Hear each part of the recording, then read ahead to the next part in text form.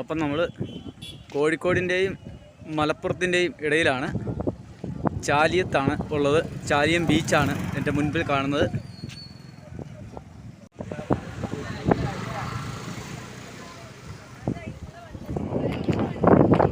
ചാലിയം ബീച്ചിലെ എൻട്രിയിലാണുള്ളത്. അപ്പോൾ നമ്മൾ ചാലിയം ബീച്ചിൻ്റെ ഉള്ളിലേക്ക് കയറുകയാണ്. ബീച്ചിൻ്റെ ഉള്ളിൽ എങ്ങനെയാണെന്ന് നോക്കാം. ഏതൊക്കെയാലും എൻട്രി അടിപൊളിയാണ്. ഒരു വിദേശത്തുള്ള ഒരു വാക്ക് വേയിലോട്ട് കയറിയ പോലെയുള്ള ഒരു എഫക്റ്റ് നല്ല സൂപ്പറാണ്. അതുപോലെ തന്നെ അക്കരെ കാണുന്നതാണ് അതാ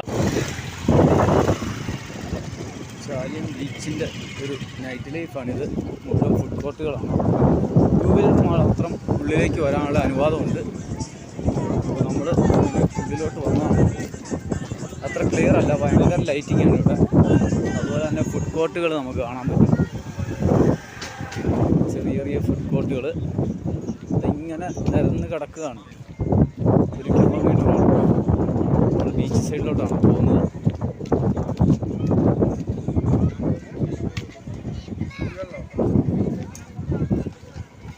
മൊബൈലിലാണ് എടുക്കുന്നത്, അതുകൊണ്ട് ഇച്ചിരി ക്ലിയർ കുറവ് കാണും. അപ്പോൾ ഇത് ഇവിടെ ബീച്ച് സൈഡ് അടിപൊളിയാക്കി.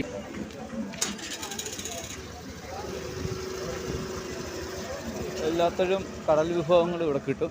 അതുപോലെ തന്നെ ബീച്ചിലോട്ടുള്ള ഇത് അങ്ങ് ചാലിയാറിൻ്റെ അങ്ങറ്റം വരെ നമുക്ക് ഇറങ്ങിച്ചെല്ലാൻ പറ്റും. അതിന് വാക്ക് വേ ഉണ്ട്. അതുപോലെ തന്നെ ഇതാണ് ബീച്ച് സൈഡ്. ബീച്ചിലോട്ട് ഈ സൈഡിൽ നിന്ന് ഇറങ്ങാൻ പറ്റും. അങ്ങേ സൈഡ് പുഴയാണ്. അതിൻ്റെ അപ്പുറം കോഴിക്കോടിൻ്റെ ഭാഗങ്ങളാണ്. അപ്പോൾ ഇതുണ്ടോ, ഇവിടെ കല്ലിട്ട് അങ്ങറ്റം വരെ പോയിട്ട് ലൈറ്റൊക്കെ ഇട്ട് നല്ല മനോഹരമാക്കിയിട്ടുണ്ട്. കണ്ടോ, കുട്ടികളൊക്കെ ഓടിക്കളിക്കുന്നത് കാണാം. ഇവിടെ കുറേ ഷോപ്പുകളൊക്കെ പണിതിട്ടിട്ടുണ്ട്. പക്ഷെ ഒന്നും വർക്കിംഗ് ആണോ എന്നറിയില്ല. നോക്കിയിട്ട് വർക്കിംഗ് ഒന്നും അല്ല. അപ്പോൾ പിന്നെ നമ്മൾ മുമ്പോട്ട് പോവുകയാണ്, തിരിച്ചു പോവുകയാണ്. കാരണം ഇതാണ് ചാലിയത്തിൻ്റെ ഒരു നൈറ്റ് ലൈഫ്. നിറച്ചാളുകളുണ്ട്, ഫുള്ളാളാണ്. അപ്പോൾ നമ്മൾ ഇതിലേ ഒന്ന് കയറി അപ്പുറത്തോട്ട് ഒന്ന് പോവാം. റോങ് വേ ആണ്, എങ്കിലും നമുക്ക് പോകാം. എളുപ്പത്തിൽ പോകാൻ വേണ്ടി കയറിയതാണ്. ഹലോ, നമസ്കാരം. ജോപ്പൻ്റെ യാത്രയുടെ പുതിയ അധ്യായത്തിലേക്ക് ഏവർക്കും സ്വാഗതം.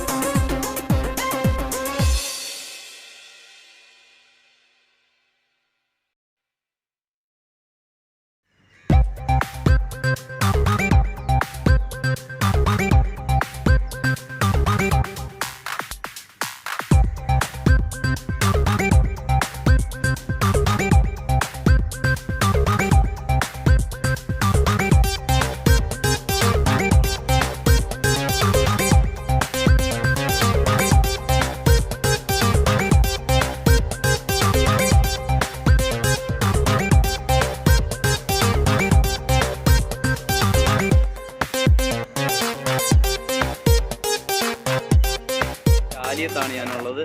ചാലിയത്ത് കാക്കാൻ്റെ കൂടെ നമ്മൾ ഉരുവുണ്ടാക്കുന്ന സ്ഥലത്തേക്ക് പോവുകയാണ്. അപ്പോൾ ചോദിച്ചപ്പോൾ പറഞ്ഞ് കുഴപ്പമില്ല, ഞങ്ങളുടെ കൂടെ ബോട്ടിൽ പോര്, പിന്നെ തിരിച്ച് ബോട്ടുണ്ടേ വരാം, അല്ല നീന്തി പോരാൻ പറഞ്ഞു. അല്ലേ കാക്ക? കാക്ക പേരെന്നാ? ആബിദ്. അപ്പോൾ അവരെല്ലാം അവിടെ ഉരുവിൻ്റെ പണിക്കാരാണ്. അപ്പോഴത്തേ നമ്മുടെ ബോട്ട് തിരിയുന്നുണ്ട്. നമ്മൾ അങ്ങോട്ടാണ് പോകുന്നത്. അത് തുരുത്താണ്. ആ തുരുത്തിലോട്ടാണ് നമ്മൾ പോകുന്നത്. അങ്ങനെ ആദ്യമായിട്ട് ഞാനൊരു ഫിഷിംഗ് ബോട്ട് കുറച്ച് ആദ്യമായിട്ട് കയറുകയാണ്.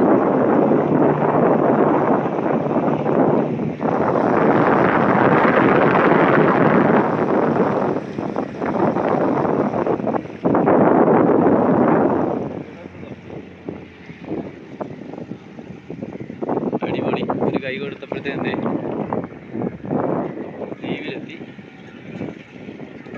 അവർ ഇന്നലെ മീൻ പിടിക്കാൻ പോയിട്ട് വന്നിട്ട് ഫുഡൊക്കെ കഴിച്ചിട്ട് പാത്രമൊക്കെ കഴുകുന്ന സീനാണ് കാണുന്നത്. അപ്പോഴത്തേക്കും നമ്മൾ പതിയെ അടുക്കുകയാണ്. ഇതാണ് തുരുത്ത്, ചാലിയം തുരുത്തിലെ തുരുത്തിൻ്റെ അകത്തെ ഞണ്ടുണ്ട് കേട്ടോ, ഇഷ്ടം പോലെ ഞണ്ടുണ്ട്.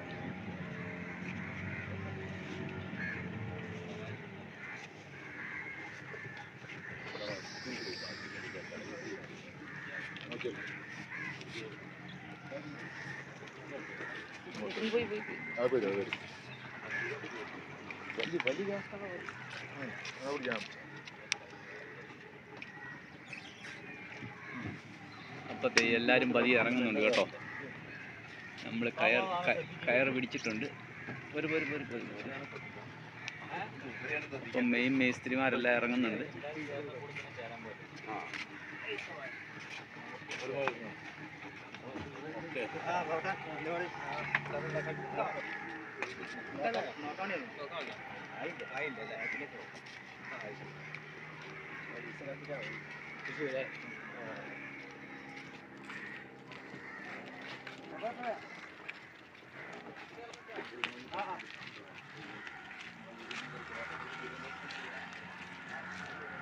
അത് നമ്മൾ തുരുത്തിലോട്ട് വന്നിട്ടുണ്ട്. തുരുത്തിൽ 5-6 കുടുംബക്കാരേ ഉള്ളൂ താമസിക്കുന്നുള്ളൂ. ബാക്കി മുഴുവൻ ഇതുപോലെ ഉരു ഉണ്ടാക്കുന്ന വർക്ക്ഷോപ്പുകളാണ്. വലിയ വലിയ ഉരു ഉണ്ടാക്കിയിട്ട് ഇത് അറേബ്യൻ രാജ്യങ്ങളിലോട്ട് പോകാനുള്ള ഉരുവാണ്. ഇവിടെ ഒരെണ്ണത്തിൻ്റെ പണി നടക്കുന്നുണ്ട്. അപ്പോഴത്തെ ഒരു ഉരുവിൻ്റെ പണി ഇവിടെ നടക്കുന്ന, അടുത്ത ഉരുവിൻ്റെ ചട്ടം സെൻറ്റർ കയറ്റിയിട്ടിട്ടുണ്ട്. മെയിൻ ഫ്രെയിമിൻ്റെ തടി കയറ്റിയിട്ടിരിക്കുകയാണ്. അപ്പോൾ ഇതിൻ്റെ കാര്യങ്ങളൊക്കെ ഇവിടുത്തെ ആശാന്മാരും ഗുരുക്കന്മാരും ഒക്കെ പറഞ്ഞു തരും. അത് നമുക്ക് ഇത് കഴിഞ്ഞ് ചോദിക്കാം. കാരണം രാവിലെ എല്ലാവരും ഒന്ന് റെഡിയായി വരുന്നതേ ഉള്ളൂ. ഇതിൻ്റെ ചട്ടം കൂട്ടിക്കൊണ്ടിരിക്കുകയാണ്.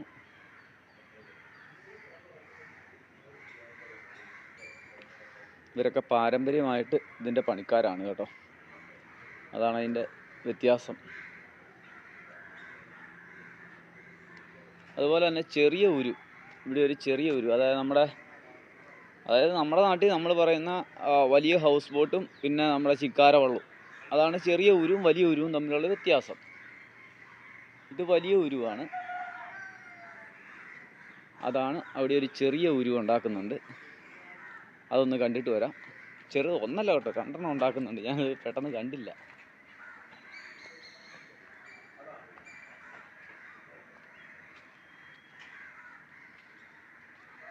അപ്പോൾ ഒരു ഇൻട്രൊഡക്ഷൻ എന്നുള്ള രീതിയിൽ ഞാൻ പറഞ്ഞതേ ഉള്ളൂ. ഇതാ ഇവിടെ 2 ചെറിയ ഉരു ഉണ്ടാക്കുന്നത് കാണാം.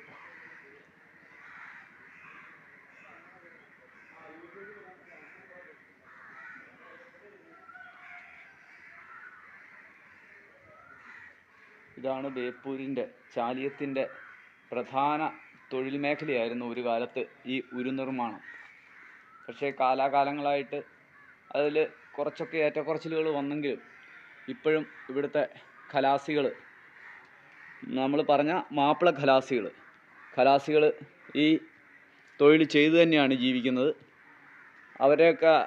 അവരെ നമ്മൾ തിരിച്ചറിയുന്നത് പെരുമൺ ദുരന്തം എന്ന ആ വലിയ ട്രെയിൻ അപകടത്തിലൂടെയാണ്. അന്ന് രക്ഷപ്പെട്ട പലരും ഞങ്ങളുടെ നാട്ടിലുമുണ്ട്. അന്ന് ബോഗികൾ വെള്ളത്തിൽ നിന്നും ഉയർത്തിയെടുക്കുന്ന ഒരു സീൻ നമ്മൾ എല്ലാവരും ദൂരദർശനിലൊക്കെ കാണുമ്പോൾ നമ്മുടെ ശരീരം ഭയങ്കരമായിട്ടും അതായത് മറ്റ് ക്രെയിനുകളോ അന്നത്തെ ഫെസിലിറ്റികളോ ഒന്നും ഒരു മാർഗമല്ലാതെ ഇരുന്ന സമയത്ത് ഇവിടുന്ന് ബേപ്പൂരിൽ നിന്ന് ഖലാസികൾ, അതായത് നമ്മൾ മറ്റ് നാട്ടുകാർ പറയുന്ന മാപ്പിള ഖലാസികൾ, അവർ വന്നിട്ടാണ് നമ്മുടെ ട്രെയിനിൻ്റെ ബോഗികൾ വലിച്ചു കയറ്റിയത്. അതൊക്കെ അന്നാണ് നമ്മൾ ശരിക്കും ഈ ബേപ്പൂരിൻ്റെ മണ്ണിലെ ഈ ഖലാസികളെക്കുറിച്ച് അറിയുന്നത്. അവർ തന്നെയാണ് ഈ ഉരു നിർമ്മിക്കുന്നതിൽ അഗ്രഗണ്യരായിട്ടുള്ള ആളുകളും. അപ്പോൾ ഇവിടെ അതിൻ്റെ ഓരോരോ പണികൾ നടക്കുകയാണ്.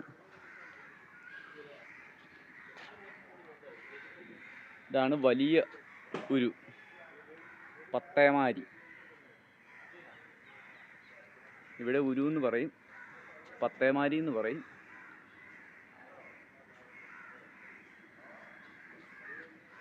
അപ്പം 3 എണ്ണമാണ് ഇപ്പോൾ പണിതുകൊണ്ടിരിക്കുന്നത്. 4-മത്തതിൻ്റെ തണ്ട് വെച്ചിട്ടേ ഉള്ളൂ.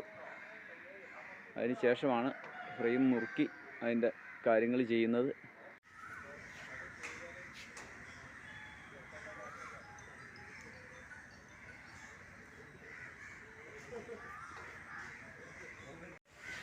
എൻ്റെ ഓപ്പോസിറ്റ് കാണുന്നതാണ് ബേപ്പൂർ പഴയ ഹാർബർ. അപ്പോഴത്തെ ഇവിടെ 2 വ്യക്തികളെ കണ്ടോ? അതിൽ ഇടത്തുവശത്തിരിക്കുന്ന ആൾ മുഖാന്തരമാണ് ഞാൻ ഇങ്ങോട്ട് എത്തിയത്. ഞാൻ അവിടെ ജംഗ്ഷനിൽ വന്നിട്ട് ചോദിച്ചു, കാക്ക ഇന്നപോലെ ഉരു ഉണ്ടാക്കുന്ന സ്ഥലത്തോട്ടൊന്ന് പോകാൻ പറ്റുമോ, ഒന്ന് പോയി കണ്ടിട്ട് ജസ്റ്റ് ഒന്ന് പോകാനാണെന്ന് പറഞ്ഞു. അപ്പോൾ കാക്ക പറഞ്ഞു കുഴപ്പമില്ല, ഇപ്പോൾ ബോട്ട് വരും, നമ്മുടെ കമ്പനിയുടെ ബോട്ട് ഇപ്പോൾ വരും, അപ്പോൾ നമുക്കൊന്ന് പോയി അക്കരെ പോയിട്ട് വരാമെന്ന് പറഞ്ഞ് അങ്ങനെ ഞാൻ ഇക്കരയിലോട്ട് വന്നതാണ്. വന്നു കഴിഞ്ഞപ്പോഴത്തെ ഇവിടെ ഒരു ബറ്റാലിയൻ ആൾ, നമ്മുടെ വീഡിയോ കണ്ടവരുണ്ട്, നമ്മളെക്കുറിച്ച് പലരും ഇട്ട വീഡിയോ കണ്ടവരുണ്ട്. അങ്ങനത്തെ ഒരു ബറ്റാലിയൻ ആൾ ഇവിടെയുണ്ട്. ബാക്കിയുള്ളവരൊക്കെ പണിസ്ഥലത്താണ്. നമുക്ക് അങ്ങോട്ട് കയറാനുള്ള അനുവാദമില്ല. അവരുടെ വർക്കുകൾ നടക്കുന്ന സമയത്ത് നമുക്ക് അവിടെ കയറാനുള്ള അനുവാദമില്ല. അതുകൊണ്ട് നമ്മൾ ജസ്റ്റ് അതിൻ്റെ അകത്തൂടെ ഒന്ന് പോയിട്ട് അവിടെ ഇപ്പോഴത്തെ അവസ്ഥയിലുള്ള ഉരുവിൻ്റെ പണികളൊക്കെ ഒന്ന് കണ്ടിട്ട് വന്നതാണ്. കാരണം അതിന് നമ്മൾ പെർമിഷൻ എടുക്കണമെങ്കിൽ ഇതിൻ്റെ ഉടമസ്ഥരോട് നമ്മൾ ചോദിക്കണം. അപ്പോൾ അതിനുള്ള അവസരം ഇല്ലാത്തതുകൊണ്ട് നമ്മളിപ്പം വെളിയിൽ നിന്നാണ് ഇതിൻ്റെ വീഡിയോ ഒക്കെ എടുത്തത്. പിന്നെ അകത്ത് കയറി ചെറിയ 1-2 ഉരുവിൻ്റെ പണികൾ നടന്നുകൊണ്ടിരിക്കുന്ന ഉരുക്കളുടെ ഒക്കെ ഒരു വീഡിയോ എടുത്തിട്ടുണ്ട്. അപ്പോൾ ഇപ്പോൾ ഇവർ തടി എടുക്കാൻ വേണ്ടി, തടി എന്ന് പറയുമ്പോൾ ഇവിടെ പറയുമ്പോൾ മരം എന്ന് പറയും, മരം എടുക്കാൻ വേണ്ടി അക്കരയ്ക്ക് പോവുകയാണ്. അപ്പോൾ എന്നെ അക്കരെ കൊണ്ടുപോയി ഇറക്കി വിടാമെന്ന് പറഞ്ഞിട്ടുണ്ട്. അപ്പോൾ ഞാൻ പതിയെ, ഈ ഇരിക്കുന്നതൊക്കെ ഖലാസികളാണ് കേട്ടോ. ഞാൻ മുമ്പ് പറഞ്ഞ പോലെ തന്നെ ഖലാസികളെക്കുറിച്ച് കേരള ജനത അറിയുന്നത് തന്നെ നമ്മുടെ ഒരു പെരുമൺ ദുരന്തം ഉണ്ടാവേണ്ടി വന്നു.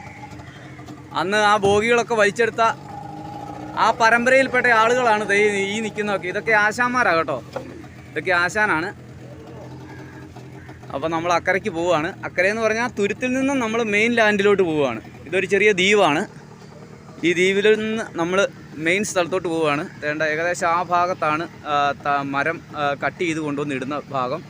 അങ്ങോട്ടേക്കാണ് പോകുന്നത്. ഇതെല്ലാം ഫിഷിംഗ് ബോട്ടുകളാണ് കേട്ടോ, ചെറിയ ഫിഷിംഗ് ബോട്ടുകളാണ്.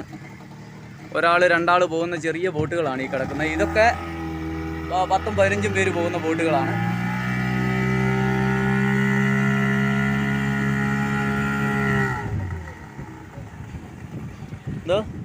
അത്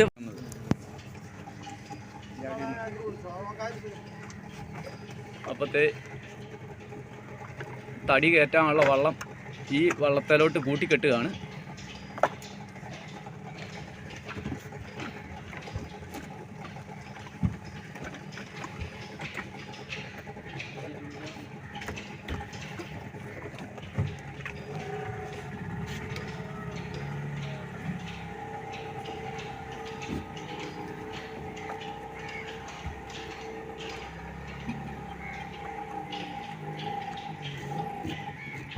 ഇതിൻ്റെ ഈ ആങ്കറൊക്കെ ഉണ്ടാക്കുന്നത് എവിടെയായിട്ടാ?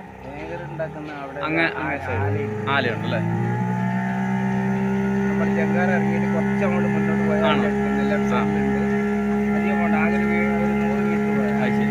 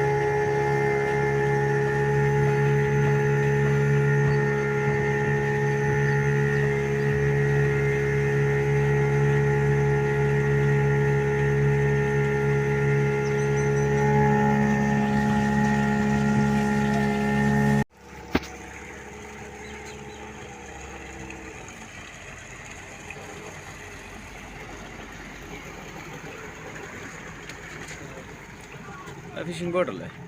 അത് ഫിഷിംഗ് ബോട്ട്.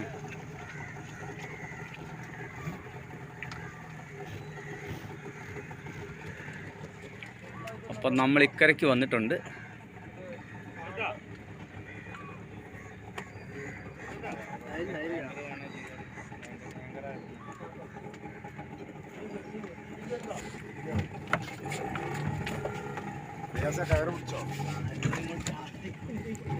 ചാടുകയും ചെയ്ത് കയറ് അപ്പുറത്ത് കഴിച്ചു.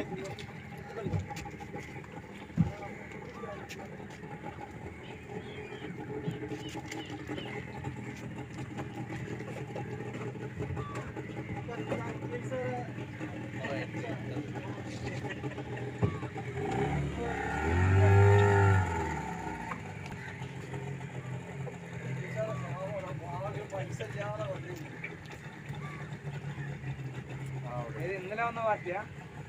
ഇന്നലെ വന്ന പാർട്ടി? ഇന്നലെ വന്ന പാർട്ടിന്റെ കാര്യ?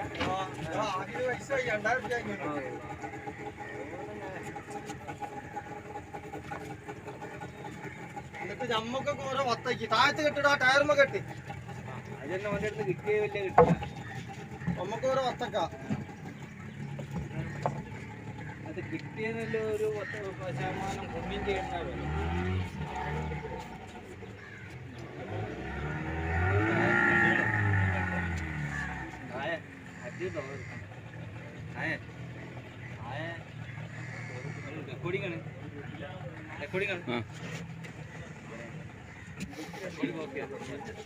ആടാ ശീലെങ്കിൽ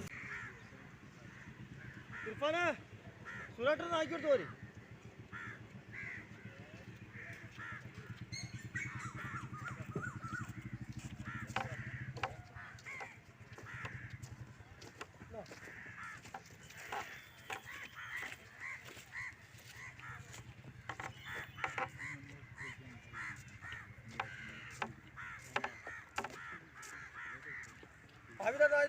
ഇതെടുത്താ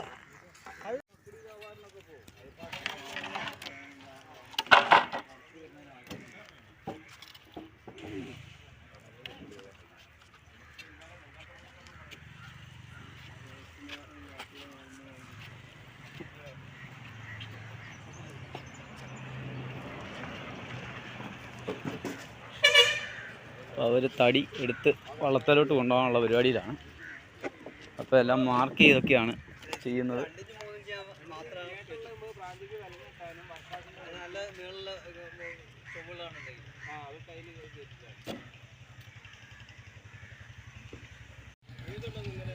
ആ മയത്തുണ്ട്. എത്ര ആകുമ്പോഴത്തേനും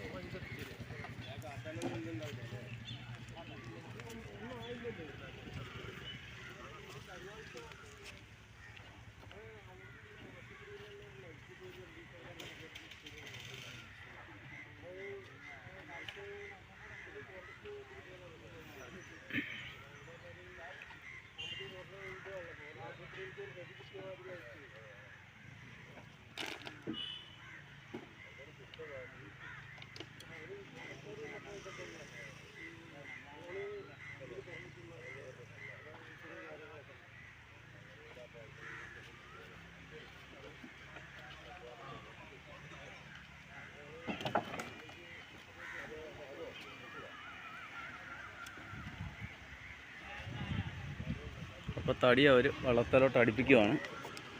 വള്ളത്തിലോട്ട് അടുപ്പിച്ച് വള്ളത്തിൻ്റെ മേളിൽ കയറ്റി അക്കരെ എത്തിക്കണം. അപ്പോൾ അതിനുള്ള പണികളാണ് നടക്കുന്നത്. ഇതൊക്കെ പ്രധാന ചട്ടങ്ങൾ വെക്കുന്ന തടികളാണ്. 6 ഇഞ്ച് 4 ഇഞ്ച് അങ്ങനെ പല കനങ്ങളിലാണ് ഇവിടെ പണി നടക്കുന്നത്.